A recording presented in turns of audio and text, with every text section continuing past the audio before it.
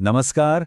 आज हम एक ऐसी कहानी की तह तक जाएंगे जिसने सच कहूं तो पूरी दुनिया में तहलका मचा रखा है। जी हाँ, हम बात कर रहे हैं एप्स्टीन फाइल्स की। तो सवाल यह है कि आखिर इन फाइलों में है क्या? इसे समझने के लिए हमें पहले इस कहानी के मेन कैरेक्टर को जानना होगा। तो ये पूरी कहानी जो है ना वो घूमती है जेफरी एप्स्टीन के आसपास। अब ये सिर्फ कोई अमीर फाइनेंसर नहीं था, बल्कि एक ऐसा आदमी था जिसके कनेक्शंस व्हाइट हाउस से लेकर हॉलीवुड तक फैले हुए थे।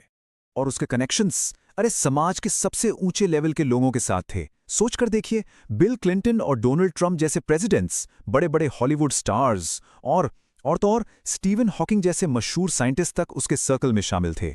लेकिन इस पूरी चमक दमक और पावर के पीछे एक बहुत ही घिनौना सच छिपा हुआ था। असल में एप्स्टीन एक खतरनाक चाइल्ड सेक्स ऑफेंडर था जो एक भयानक तस्करी का रैकेट चला रहा था। वो और उसकी गर्लफ्रेंड मिलकर गरीब और कमजोर लड़कियों को अपना निशाना बनाते थे।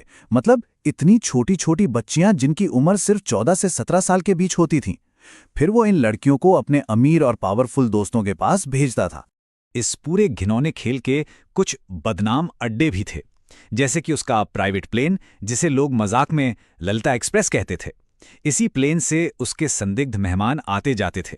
और फिर आता है उसका private island little Saint James. वहां इतने घिनौने काम हुए कि लोगों ने उसका नाम ही पीडोफाइल आइलैंड रख दिया था। तो सवाल यह है कि कानून ने उसे कैसे पकड़ा। चलिए जरा इस टाइमलाइन पर नजर डालते हैं।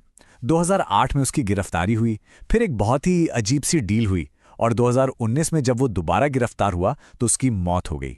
यकीन करना मुश्किल है, लेकिन 2008 में जब उसे उम्र कैद तक हो सकती थी, तब एप्स्टीन ने अपने पावर का इस्तेमाल किया और सजा को सिर्फ 13 महीने की जेल में बदलवा लिया। फिर 2019 में वो दोबारा गिरफ्तार हुआ, लेकिन ट्रायल शुरू होने से पहले ही जेल में उसकी मौत हो गई। अब देखिए, ऑफिशियल कहानी तो ये है कि उसने सुसाइड कर लिया, पर बहुत से लोग ये नहीं मानते। उनका कहना है कि उसे चुप करा दिया गया। तो क्या वो अपने साथ कई बड़े बड़े राज भी ले गया? एप्स्टीन तो चला गया, लेकिन कहानी यहां खत्म नहीं हुई, बल्कि अब ये कहानी उन डॉक्यूमेंट्स तक पहुंच गई है जो एक एक करके सबके सामने आ रहे हैं। ये जो फाइलें हैं ये एक विक्टिम के केस से सामने आई हैं। उस केस में हजारों पन्नों के सीलबंद डॉक्यूमेंट्स थे और अब कोर्ट ने उन्हें पब्लिक करने का ऑर्डर दे दिया है। और बस यही वो एप्स्टीन फाइल्स हैं जिनकी हर जगह इतनी चर्चा हो रही है। लेकिन जैसे जैसे इन फाइलों से नाम सामने आ रहे हैं, एक बहुत जरूरी बात है जो हम सबको समझनी होगी। ये याद रखना बेहद जरूरी है कि इन डॉक्यूमेंट्स में किसी का नाम होने का ये मतलब बिल्कुल नहीं है कि वो अपराधी है।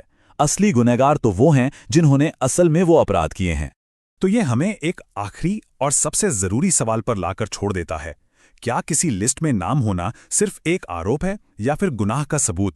ये कहानी अभी भी परत दर परत खुल रही है और हम इस पर नजर बनाए रखेंगे। इस पूरे विश्लेषण पर आपकी क्या राय है, हमें नीचे कमेंट्स में जरूर बताइएगा। और हाँ, अगर ये जानकारी काम की लगी हो तो इस वीडियो को लाइक और शेयर करना ना भूलें। और ऐसे ही और विश्लेषणों के लिए हमारे चैनल को सब्सक्राइब जरूर करें। चलिए फिर मिलते हैं अगले वीडियो में।